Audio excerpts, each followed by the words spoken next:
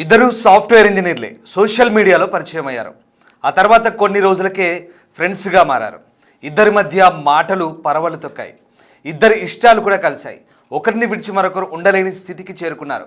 ఇంకేముంది, వెంటనే పెళ్లి చేసుకోవాలని అనుకున్నారు. అయితే ఇద్దరి సంస్కృతులు సాంప్రదాయాలు వేరైనా వీరి ప్రేమను పెద్దలు గౌరవించి పెళ్లికి గ్రీన్ సిగ్నల్ ఇచ్చారు. పెళ్లి ఎంతో ఆడంబరంగా చేశారు.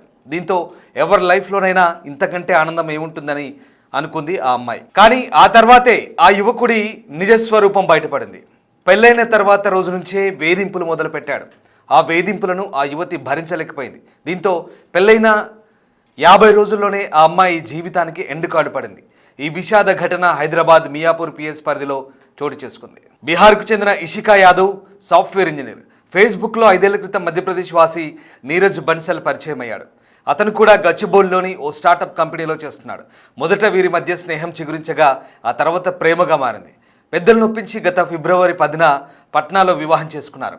ఆ తర్వాత హైదరాబాద్ మియాపూర్లో అపార్ట్మెంట్లో ఉంటున్నారు. అయితే భర్త అదనపు కొట్టడం కోసం వేధించడంతో తీవ్ర మనస్తాపానికి గురైన ఇషికా యాదవ్ పెళ్ళైన 50 రోజులకే ప్రాణాలు తీసుకుంది. బంగారం, వజ్రాభరణాలు, అదనపు కట్నం కోసం వేధించడంతోనే తమ కుమార్తె ప్రాణాలు తీసుకుందంటూ మృతురాలి తల్లిదండ్రులు పోలీసులకు ఫిర్యాదు చేశారు.